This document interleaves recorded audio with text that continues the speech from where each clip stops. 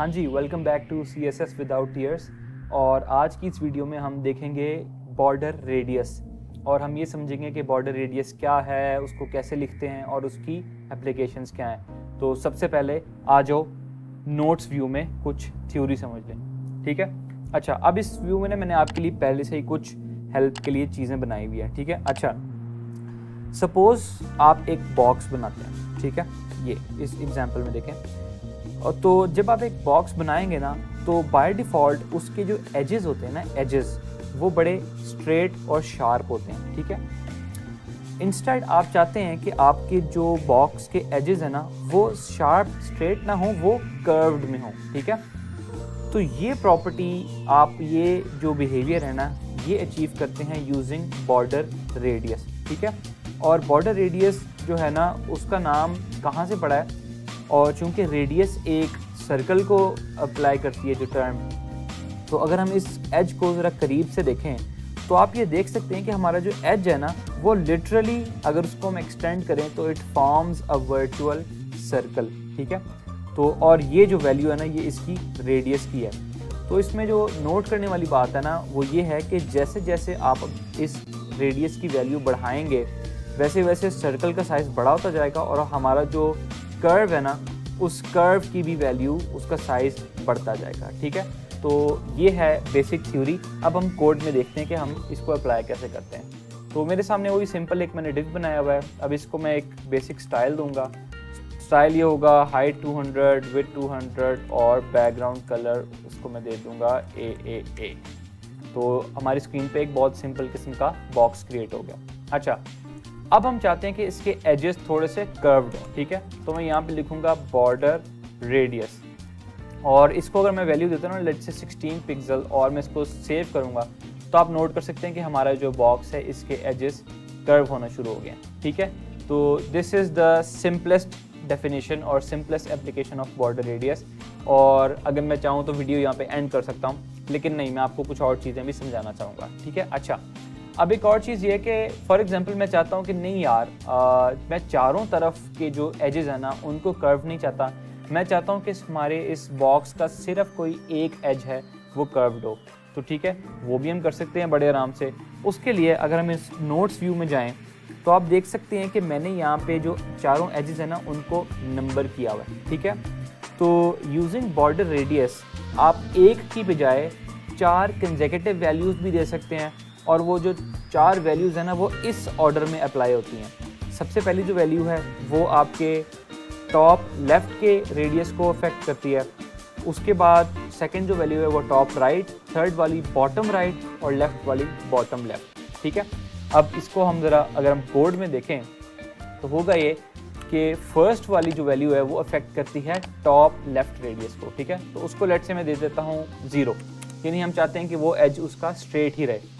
अगली वाली जो ये राइट है, टॉप राइट, उसको मैं वैल्यू देता हूँ 16 पिक्सल, ठीक है। उससे अगली को मैं देता हूँ 32 पिक्सल और जो लास्ट वाली है उसको मैं एक ड्रास्टिक डिफरेंस दूंगा, बल्कि उसको मैं 64 पिक्सल दे देता हूँ वीडियो, ठीक, वैल्यू, ठीक है। अब मैं जब इसको सेव करूँगा ना, तो आप देखें कि हमारा ये जो शेप है ये बड़ी एक इंटरेस्टिंग किस्म की चीज़ बन गई है। ये हमने 4 डिफरेंट वैल्यूज़ दी हैं और उसने चारों जो कॉर्नर्स है ना, उनको डिफरेंट डिफरेंट वैल्यूज़ असाइन कर दी हैं, ठीक है। अब इसी तरह अगर मैं चाहता हूँ कि मेरे पास सिर्फ एक एज हो, तो मैं बाकी सबको 0 करूँगा और ये जो एक वाला है ना, इसको मैं दे दूँगा जो वैल्यू हमने जिसको चेंज करना है, ठीक है। अब इस एग्जाम्पल में चूँकि बाय डिफ़ॉल्ट सारे स्ट्रेट होते हैं ना, तो 0 0 होते हैं, तो हमें ज़रूरत नहीं है कि हम एक ही वैल्यू में 3 अनयूज्ड वैल्यूज़ लिखें और एक वो वैल्यू लिखें जो हमने देनी है। हम इन एजेस को डायरेक्टली भी एक्सेस कर सकते हैं। वो कैसे? अगर हम चाहते हैं ना कि सिर्फ टॉप लेफ्ट वाला हम एज जो है उसको मॉडिफाई करें, तो हम लिखेंगे बॉर्डर टॉप लेफ्ट रेडियस, ठीक है। और लेट से मैं इसको वैल्यू देता हूँ 64, तो आप नोट करें कि सिर्फ टॉप लेफ्ट वाले की वैल्यू चेंज हो गई है। इसी तरह बॉर्डर बॉटम राइट रेडियस, तो ये वाला जो एज है ना, ये आपका इफेक्ट हो गया इससे। तो ये एक बड़ी इंटरेस्टिंग एग्जांपल है जिससे आप बड़े मज़े की शेप्स जो है ना बना सकते हैं। तो अगर थ्योरी वाइज नॉलेज वाइज बात करें तो this is all that you need to know regarding border radius. अब हम एक इसकी रियल लाइफ एग्जांपल देख लेते हैं, ठीक है। अच्छा, अब हमने बॉर्डर रेडियस दिया इसको लेट्स से 32 पिक्सल, ठीक है। अब व्हाट इफ मैं इसकी जो बॉर्डर रेडियस की वैल्यू है ना उसको बहुत ज़्यादा बढ़ा दूँ, लेट्स से मैं इसको 1000 पिक्सल देता हूँ, तो what do you think will happen जब मैं इसको सेव करूँगा। तो सेव करते हैं और ये देखें कि हमारा जो ये शेप थी ये एक सर्कल में कन्वर्ट हो चुकी है। वो इस वजह से कि पहली बात तो ये कि हमारा ये जो शेप है ना this is a perfect square, क्योंकि इसकी हाइट और विड्थ दोनों आपस में सेम है। और ये सर्कल में इसलिए कन्वर्ट हुई है कि जैसे जैसे हमने बॉर्डर रेडियस की वैल्यू बढ़ानी शुरू की ना, तो जो हमारे वर्चुअल सर्कल्स बन रहे थे ना वो आपस में इतने बड़े होने शुरू हो गए कि वो ओवरलैप करने के करीब आ गए।